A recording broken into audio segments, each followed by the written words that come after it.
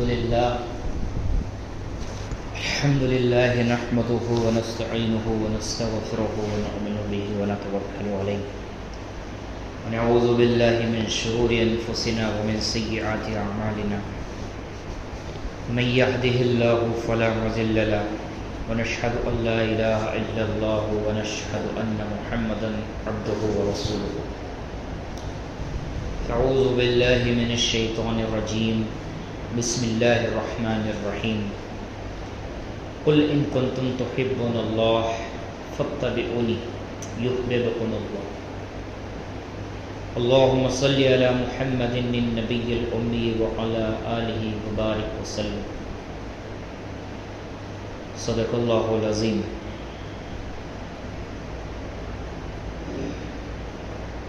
میرے بھائیو، بزرگو، دوستو، اللہ تعالیٰ کا احسان ہے، اللہ کا کرم ہے کہ اللہ تعالیٰ نے مجھے اور آپ کو اپنے خزانے سے وہ دولت نصیب کی جسے لا الہ الا اللہ کہتے ہیں۔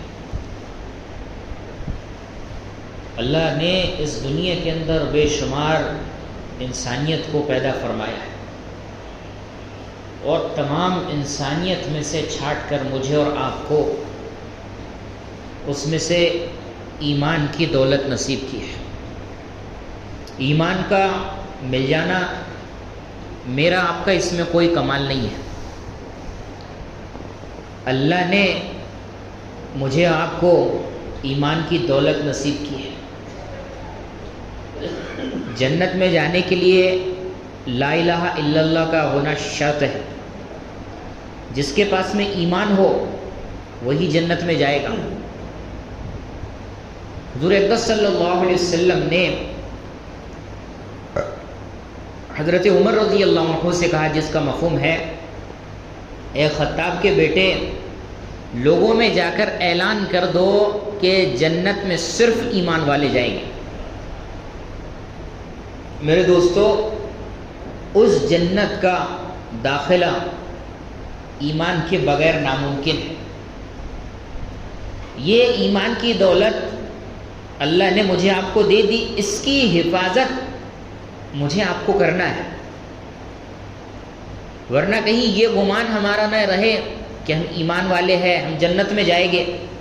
میرے دوستو، بقول مولانا یوسف صاحب رحمۃ اللہ علیہ کے 70 ولی ایسے گزرے ہیں، 70 ولی ایسے گزرے ہیں جن کا خاتمہ کفر پہ ہوا ہے، جن کا خاتمہ کفر پہ ہوا ہے۔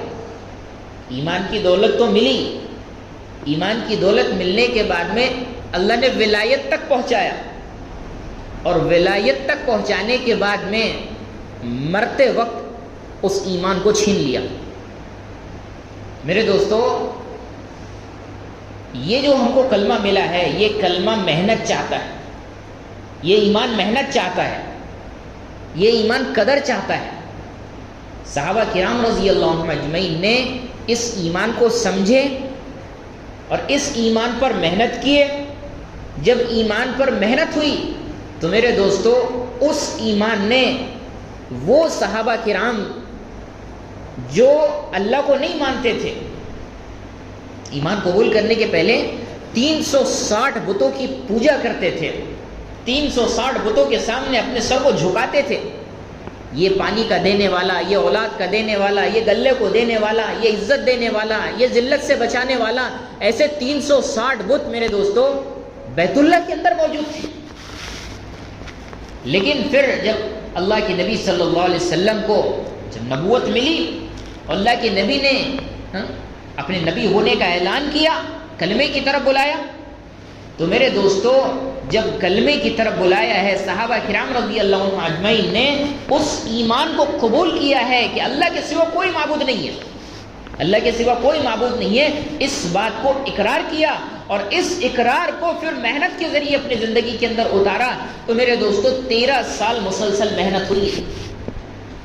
حضرت عمر رضی اللہ عنہ، بعض صحابہ اور کہتے ہیں کہ پہلے ہم نے ایمان سیکھا، بعد میں قرآن سیکھا، پہلے ہم نے ایمان سیکھا، بعد میں قرآن سیکھا۔ صحابہ کے یہ جملہ ہم کو ایمان سیکھنے کی محنتوں پر متوجہ کرنے پر موقف جب صحابہ نے ایمان سیکھا اور سامنے اللہ کے نبی صلی اللہ علیہ وسلم ہے اور اللہ کے نبی صلی اللہ علیہ وسلم صحابہ سے کہہ رہے ہیں کہ اپنے ایمان کے روزانہ مذاکرے کیا کرو، اپنے ایمان کی روزانہ تجدید کیا کرو. اگر ایمان پر محنت نہیں ہو، ایمان پر اگر محنت نہیں ہوگی تو ایمان پرانا ہوگا، ایمان کمزور ہوگا. اور میرے دوستو، جب ایمان کمزور ہوتا ہے، ایمان پرانا ہوتا ہے تو اسباب کی دنیا کے اندر آدمی مشغول ہو جاتا ہے، اسباب کا یقین دلوں کے اندر داخل ہونا شروع ہو جاتا ہے. آج دنیا کے اندر جتنے ایمان والے ہیں اللہ ماشاء اللہ جس کے دل کے اندر ایمان داخل ہو گیا. ورنہ میرے بھائیو بزرگ دوستو، آج میرا آپ کا یہ معاملہ ہے کہ ہم زبان سے لا الہ الا اللہ کا اقرار کرتے ہیں، لیکن جب دواخانے کا وقت آتا ہے تو ہم کو سب سے اچھا ڈاکٹر تلاش کرنے کی ہمارے دماغ میں، ہمارے دل میں یہ بات داخل ہو جاتی ہے. کون سا ڈاکٹر اچھا ہے، کہاں پر ہم کو فائدہ ملے گا. تو 4-5 جنے وہاں پر بیٹھے ہوئے رہتے تو وہ خود صلاح دیتے کہ وہاں کے ڈاکٹر کے پاس جاؤ، ادھر کے ڈاکٹر کے پاس جاؤ، اکولے کے ڈاکٹر کے پاس جاؤ، امراوتی کے ڈاکٹر کے پاس جاؤ. میرے دوستو، یہ امراوتی کا ڈاکٹر، اکولے کا ڈاکٹر، مرتضیٰ پور کا ڈاکٹر، یہ کوئی اللہ کے خزانے سے شفا لے کر نہیں آیا ہے. اللہ نے اگر چاہا تو شفا ملے گی. اگر اللہ نے اس کے موت مقدر کر دی ہے بیماری کے اندر تو میرے دوستو دنیا کا کوئی ڈاکٹر اس کا علاج نہیں کر سکتا، دنیا کا کوئی ڈاکٹر علاج نہیں کر سکتا. کئی مثالیں ایسی ہیں. ایک مثال اپنے گاؤں کی ہے، کینسر نکل گیا پیشنٹ کو، ڈاکٹر نے بولا 6 مہینے آپ کو وقت ہے، 6 مہینے کی آپ کی زندگی ہے، 6 مہینے کے بعد میں کوئی گارنٹی نہیں بولے تمہاری، آخری سٹیج میں ہے بولے تمہارا کینسر. اب ڈاکٹر کی یہ بات پیشنٹ نے سن لیا، چلو بھائی مرنا ہی ہے بولے. اب مرنا ہے تو بولے اللہ کے راستے میں مر جاتے. ڈاکٹر کا یقین دل کے اندر تو داخل ہو گیا کہ مرنا ہے، 6 مہینے کے بعد مرنا ہے، تو اب مرنا ہے تو اللہ کے راستے میں جا کے مرتے. تو بیگ اٹھائے، 4 مہینے کی تیاری کر کے مرکز نظام الدین پہنچ گئے. مولانا یوسف صاحب سے ملاقات ہوئی. مولانا یوسف صاحب سے ملاقات کرنے کے بعد میں کہا کہ ڈاکٹر نے مجھے کینسر کا بتایا اور ڈاکٹر نے 6 مہینے کی مدت دیا ہے، میں چاہتا ہوں کہ اللہ کے راستے میں میری موت ہو جائے. تو مولانا یوسف صاحب رحمۃ اللہ علیہ نے ان سے کہا کہ وہ ڈاکٹر اللہ کے پاس سے تمہاری عمر دیکھ کر آیا، وہ ڈاکٹر کہ شفا کو وہ پورا بایو ڈاٹا تمہارا پڑھ کر آیا. مولانا یوسف صاحب نے کہا کہ وہ سامنے حوض ہے وہاں سے پانی لے کر آؤ. انہوں نے پانی لے کر آیا، مولانا نے کچھ پڑھ کے اس پہ دم کیے، کہا کہ یہ پانی پیو اور اللہ کے راستے میں جاؤ. وہ پانی پی کے اللہ کے راستے میں چلے گئے. 1 سال گزرا، 2 سال گزرا، 3 سال گزرا، 4 سال، 5 سال، 10 سال. تو وہ بیماری بتانے کے بعد کم و بیش 40 سال زندہ رہے. جس نے بولے میرے کو کینسر بتایا تھا ڈاکٹر نے اور 6 مہینے میں مرنے کا بولا تھا، ڈاکٹر مر گیا لیکن میں زندہ ہوں. 85-88 سال کی عمر میں انتقال ہوا. تو میرے دوستو، جب اللہ موت کے فیصلے کرتا ہے تو کوئی بچا نہیں سکتا، اور جب اللہ زندگی کے فیصلے کرتا ہے تو کوئی مار نہیں سکتا. اس کا یقین دل کے اندر آ جائے کہ کرنے والی ذات صرف اور صرف اللہ کی ہے.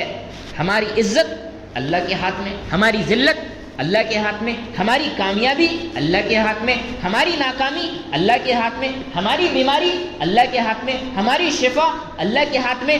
میرے دوستو، یہ سب چیز کا کرنے والا اللہ ہے، اور اسی کے با یقین کو، اس ذات عالی کی یقین کو دل کے اندر اتارنا یہ میری آپ کی ذمہ داری ہے. کہ جب یہ یقین دل کے اندر داخل ہوتا ہے، یہ یقین اس دل کے اندر داخل ہوتا ہے جو دل دنیا کی محبتوں سے پاک ہے، جو دل میرے دوستو دنیا کی محبتوں کے اندر مشغول ہے، جو دل یہاں کے مال کا حرص رکھنے والا ہے، جو یہاں کی یہ دنیا کی عزت، جھوٹی عزت کا حرص رکھنے والا ہے، جو دل یہاں کے جھوٹے عہدوں کا حرص رکھنے والا ہے، اس دل کے اندر اللہ کی محبت نہیں اتر سکتی، اس دل کے اندر ایمان نہیں اتر سکتا. میرے دوستو، صحابہ کرام رضی اللہ عنہم اجمعین نے اس دل کو پورا کے پورا اللہ کے لیے خالی کیے تھے.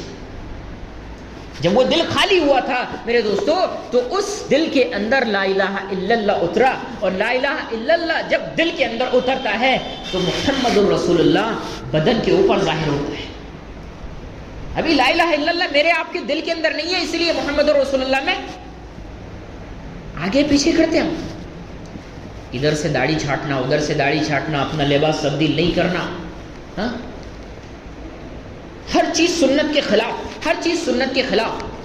میرے دوستو صحابہ کرام رضی اللہ عنہ اجمعین اتنے سنتوں کے حارث تھے، اتنے سنتوں کے حارث تھے.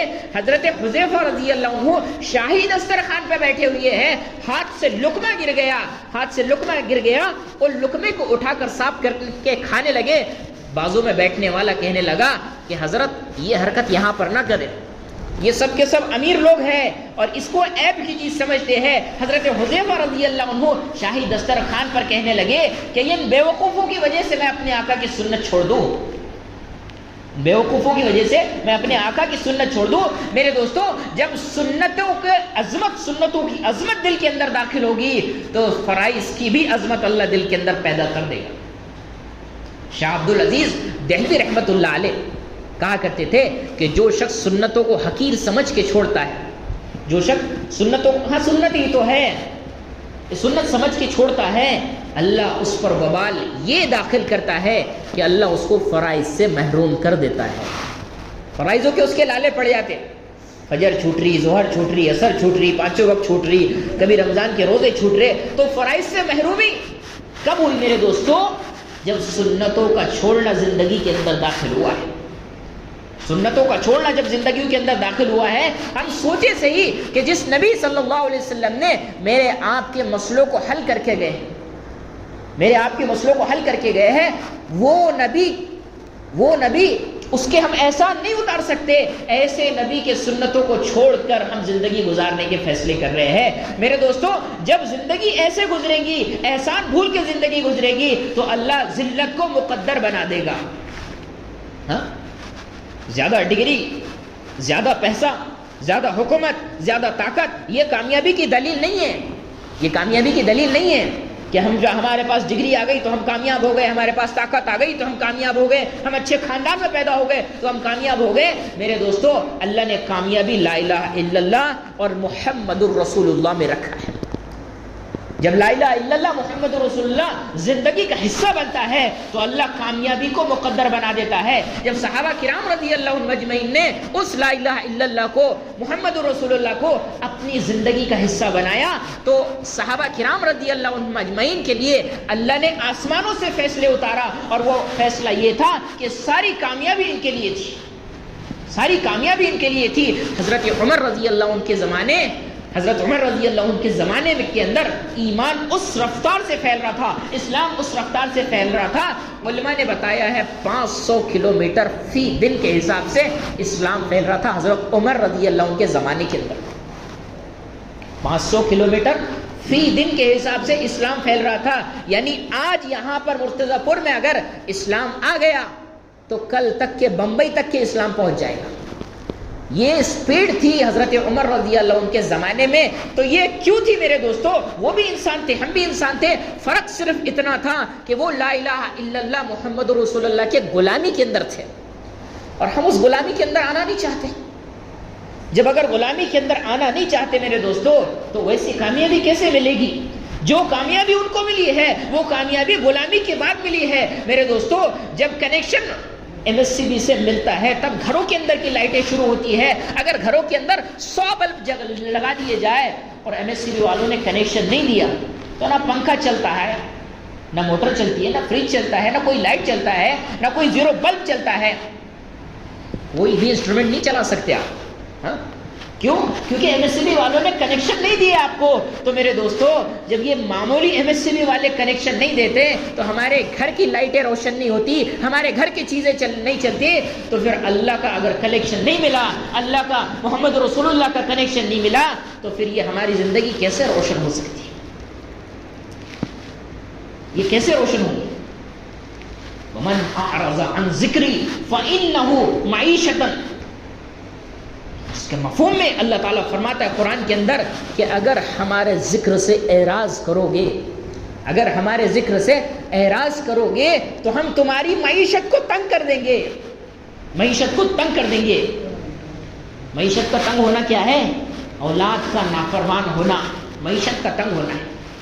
کاروبار کا نقصان یہ معیشت کا تنگ ہونا ہے، دین چھوڑ کے دنیا کے اندر لگ جانا یہ معیشت کا تنگ ہونا ہے، ایک معصوم سے شوہر ہے لیکن بیوی ظالم مل گئی یہ معیشت کا تنگ ہونا ہے، ظالم شوہر مل گیا یہ معیشت کا تنگ ہونا ہے، بچے اتنے نافرمان کہ یہ ماں باپ کہنے لگے کہ اگر اس سے بہتر سانپ بچھو پیدا ہو جاتے تو چلتا تھا، یہ کیوں پیدا ہوئی ہے؟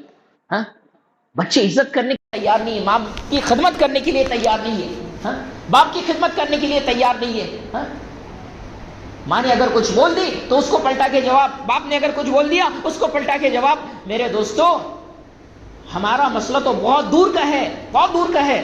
صحابہ کرام رضی اللہ عنہم اجمعین جن کے بارے میں اللہ نے جنتی ہونے کی بشارت قرآن کے اندر سنا دی ہے اور یہ اعلان بھی سنا دیا کہ ہم ان سے راضی ہیں، یہ ہم سے راضی ہے۔ رضا کا پروانہ تمام صحابہ کرام رضی اللہ عنہم اجمعین کو مل چکا اور رضا کا پروانہ دینے والا اللہ رب العزت ہے۔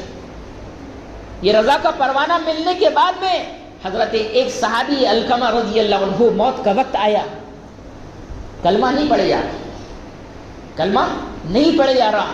یہ وہ صحابی ہے جو جہاد کرتے تھے، یہ وہ صحابی ہے جو نماز پڑھتے تھے، یہ وہ صحابی ہے جو اللہ کے نبی صلی اللہ علیہ وسلم کی غلامی کا اقرار کرتے تھے، لیکن کلمہ نہیں پڑھے جا رہا۔ حضرت علقمہ رضی اللہ عنہ کی بیوی اللہ کے نبی صلی اللہ علیہ وسلم کے پاس میں بھاگتے بھاگتے آئی، یا رسول اللہ علقمہ مر رہے ہیں لیکن زبان پر کلمہ نہیں آ رہا، زبان سے کلمہ پڑھے نہیں جا رہا۔ اللہ کے نبی صلی اللہ علیہ وسلم گھبرا کر اللہ کے نبی علقمہ کے گھر پر گئے اور علقمہ کے گھر پر جانے کے بعد میں تحقیق کی کہ اس کے والدین میں سے کون زندہ ہے۔ پتہ چلا کہ ماں زندہ ہے۔ ماں کو بلایا، ماں کو بلانے کے بعد میں کہا کہ علقمہ کیسا ہے، علقمہ کیسا ہے؟ ماں اپنے بچے کی تعریف کرنے لگی کہ میرا بیٹا اللہ کے راستے میں جانے والا ہے، میرا بیٹا رات بھر نماز پڑھنے والا ہے، میرا بیٹا روزانہ روزہ رکھنے والا ہے۔ میرے دوستو نماز ہماری نہیں کہ ہماری نماز میں ساری دکان کا حساب، ہماری نماز میں پورا دنیا کا خیال، ہماری نماز میں پورا گھر کا خیال، آنے والا مہمان بیوی نے کیا بولی، مہمان کیا بول رہا تھا، پوری ڈیمانڈ، یہ سارے خیالات ہماری نماز کے اندر ہیں۔ صحابہ کرام رضی اللہ عنہم اجمعین کی وہ نماز تھی کہ اللہ اکبر کہنے کے بعد میں جنت کھل جاتی تھی، وہ نماز تھی صحابہ کی۔ ایسی نماز حضرت علقمہ پڑھنے والے تھے، 2 رکعت نماز پڑھ کے اپنے مسائل کو اللہ سے حل کرنے والے تھے، وہ نماز تھی، وہ روزہ تھا، وہ اللہ کے راستے میں جہاد تھا۔ کہ صحابہ کرام رضی اللہ عنہم اجمعین کا جہاد کیا تھا کہ جو تقاضا تھا وہ تقاضے کو دبا کر اللہ کے راستے کو مقدم رکھتے تھے۔ باغ پک گیا لیکن اللہ کے راستے کا تقاضا آیا فوراً لبیک کہہ دیا۔ ایک رات کی بیوی ہے، اللہ کے راستے کا تقاضا آیا فوراً لبیک کہہ دیا۔ ماں ہے اکیلی لیکن اللہ کے راستے کا تقاضا آیا فوراً لبیک کہہ دیا۔ میرے دوستو یہ تھے صحابہ کرام رضی اللہ عنہم اجمعین کے تقاضے پورا کرنے کے جذبے، یہ تقاضے پورا کرنے والے تھے حضرت علقمہ، یہ نماز پڑھنے والے تھے حضرت علقمہ، یہ روزہ رکھنے والے تھے حضرت علقمہ۔ لیکن جب ماں کو پوچھا اللہ کے نبی نے کہ تیرے ساتھ میں معاملہ کیا ہے، اللہ کے نبی صلی اللہ علیہ وسلم کے اس سوال پہ ماں کہنے لگی کہ میرے ساتھ بدتمیزی کا معاملہ ہے۔ اللہ کے نبی نے کہا کہ معاف کر دے، کہا کہ نہیں یا رسول اللہ اس کو میں معاف نہیں کروں گی، اس نے میرا بہت دل دکھایا ہے۔ اللہ کے نبی نے خوشامد کی ماں کی پہلے کہ معاف کر دے، ماں مانی نہیں۔ تو اللہ کے نبی کے ساتھ میں جو صحابہ آئے تھے کہنے لگے اللہ کے نبی کہ لکڑیاں اکٹھی کرو، علقمہ کو آگ لگا دو۔ ماں تھی تڑپ گئی، یا رسول اللہ آپ میرے بیٹے کو جلا دیں گے؟ اللہ کے نبی نے کہا اس کا مفہوم ہے کہ اگر میں نے نہیں جلایا تو اللہ اسے جہنم میں جلائے گا۔ اللہ کے نبی صلی اللہ علیہ وسلم کے اس جملے پر ماں کہنے لگی یا رسول اللہ میں اسے معاف کرتی ہوں، میں اسے معاف کرتی ہوں، آپ میرے بیٹے کو نہ جلائیں۔ ادھر سے ماں نے معافی کے جملے نکالے ہیں اور حضرت علقمہ رضی اللہ عنہ کے زبان سے کلمہ نکلا ہے اور کلمے کے ساتھ ہی روح نکل گئی۔ حضرت علقمہ کو دفن کیے، دفن کرنے کے بعد میں آج کے مسلمان نہیں، وہ 1400 سال پہلے کے مسلمان، 1450 سال پہلے کے مسلمان، وہ مقدس طبقہ موجود ہے، اس مقدس طبقے کے اندر اللہ کے نبی اعلان کر رہے ہیں یاد رکھو جس نے ماں کو ناراض کیا، باپ کو ناراض کیا، اس پہ اللہ کی لعنت، فرشتوں کی لعنت، اس کے رسول کی لعنت، نہ اس کی فرض قبول ہے نہ اس کی نفل قبول ہے۔ میرے دوستو یہ آج ماں باپ کی نافرمانی یہاں پر ہو رہی ہے۔ اللہ کے نبی صلی اللہ علیہ وسلم نے جبریل علیہ السلام سے پوچھا جبریل قیامت کب آئے گی؟ تو کہنے لگے یا رسول اللہ اللہ بہتر جانتا ہے کہ اس کی علامت کچھ، کہا کہ جب ماں باپ ذلیل ہونے لگے اس وقت قیامت آئے گی۔ میرے دوستو ماں ناراض ہے، باپ ناراض ہے، ہم اپنی زندگی گزاریں اور ایمان پر خاتمہ ہو جائے، کیسی امید کر سکتے ہیں؟ جب اللہ کے نبی صلی اللہ علیہ وسلم کے صحابی کا اللہ نے کلمہ روک دیا تو میرا آپ کا کلمہ نہیں رک سکتا؟ میرا آپ کا کلمہ نہیں رک سکتا؟ رک سکتا ہے میرے دوستو، لیکن ہم اگر محنت کر لے اس ایمان کو بنانے کی، جو ایمان محنت چاہتا ہے، وہ محنت کے بغیر ایمان مکمل نہیں بن سکتا، محنت کے بغیر ایمان طاقتور نہیں بن سکتا۔ اور جب ایمان طاقتور بنے گا تو میرے دوستو یہ اللہ کے حق بتائے گا، جب ایمان طاقتور بنے گا یہ رسول اللہ صلی اللہ علیہ وسلم کے حق بتائے گا، جب ایمان طاقتور بنے گا یہ ماں کے حق بتائے گا، جب ایمان طاقتور بنے گا یہ باپ کے حق بتائے گا، پڑوسی کے حق بتائے گا، یہ زندگی گزارنے کے اصول بتائے گا۔ میرے دوستو جب اگر ایمان کمزور ہوگا تو نہ یہ ماں کا حق جان سکتا ہے، نہ باپ کا حق جان سکتا ہے، نہ یہ پڑوسی کا حق جان سکتا ہے۔ سارے حقوق کو ضائع کر کے جب اس کی زندگی گزرے گی تو میرے دوستو یہ قیامت کے دن اگر یہ حج لے کر آئے گا تو اس کا حج بھی بیکار ہے، اگر قیامت کے دن یہ جہاد لے کر آئے گا تو اس کا جہاد بھی بیکار ہے، قیامت کے دن اگر یہ نماز لے کر آئے گا تو اس کی نماز بھی بیکار ہے۔ میرے دوستو اللہ کے نبی کہہ رہے ہیں کہ مفلس شخص کون ہے؟ صحابہ کرام رضی اللہ عنہم نے اجمعین نے اس کا جواب دیا یا رسول اللہ مفلس وہ ہے جس کے پاس میں پیسہ نہیں ہے۔ کہا کہ مفلس وہ شخص ہے جو قیامت کے دن اتنی نیکیاں لے کر آئے اگر اس کی نیکیاں پہاڑ پہ رکھ دی جائے تو پہاڑ بھی اس کے وزن سے دب جائے، لیکن کسی کو گالی دی ہوگی، کسی کا مال دبایا ہوگا، کسی کے حقوق ضائع کیے ہوئیں گے، ماں کا حق ادا نہیں کیا ہوگا، پڑوسی کا حق ادا کیا نہیں ہوگا، بھائی کا حق، بہن کا حق، یہ سارے حقوق کی اگر ادائیگی نہیں ہوگی تو یہ سارے حق والے آئیں گے اور اللہ کے سامنے فریاد کریں گے یا اللہ آپ اس کو جنت میں ڈال رہے ہیں، اس نے تو ہمارے حق ضائع کیا ہے۔ تو اللہ کی طرف سے اعلان ہوگا جس کا مفہوم ہے کہ اپنے حقوق کی ادائیگی کے واسطے تم اس کی نیکیاں چھینو، یہ لوگ اس کی نیکیاں چھیننا شروع کریں گے۔ میرے دوستو اس کی نیکیاں ختم ہو جائے گی، اس کا حج ختم ہو جائے گا، اس کی نماز ختم ہو جائے گی، اس کی سچائی ختم ہو جائے گی، اس کی امانت داری ختم ہو جائے گی۔ تو سارے نیکیاں ختم ہونے کے بعد میں حقوق والے باقی رہیں گے۔ تو میرے دوستو اس کی نیکیاں ختم ہونے کے بعد میں جب حقوق والے باقی رہیں گے یہ حقوق والے اللہ کے سامنے پھر سے فریاد کریں گے یا اللہ اس کی نیکیاں تو ختم ہو گئی، اب ہم کیا کریں؟ تو اللہ کی طرف سے اعلان ہوگا جس کا مفہوم ہے کہ اب اپنے گناہ اس پر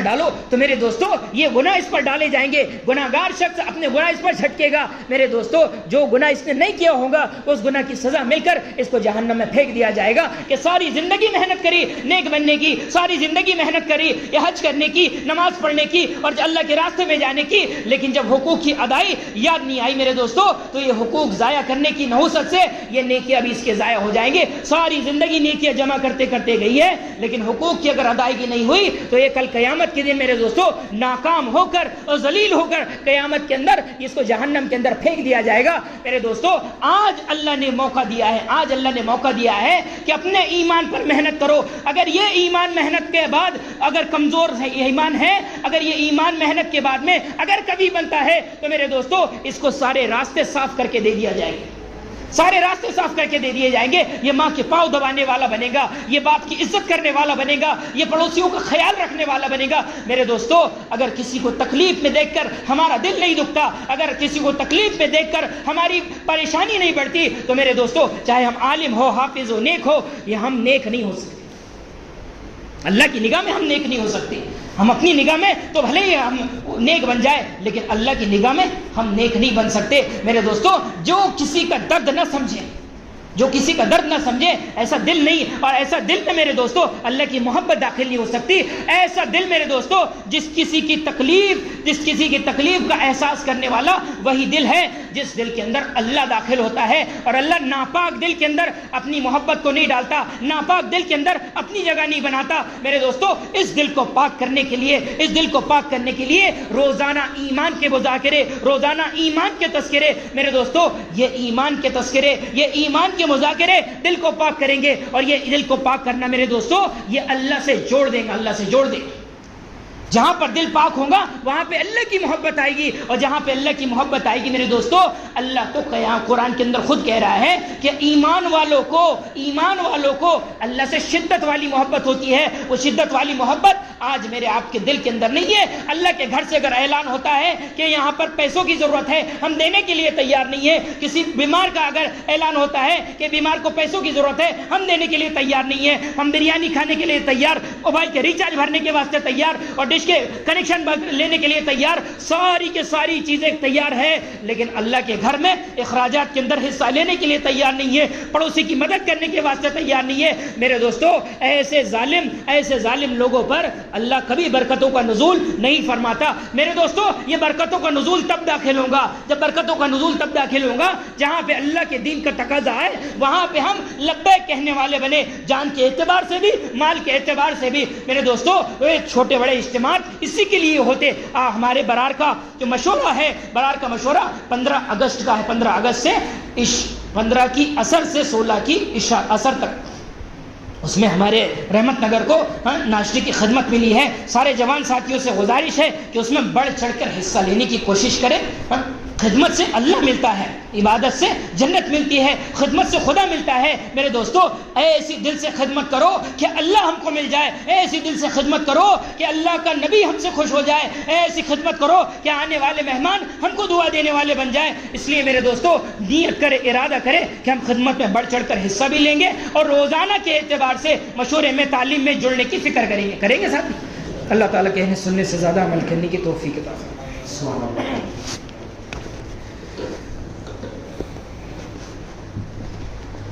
اٹھائی جاتی رہے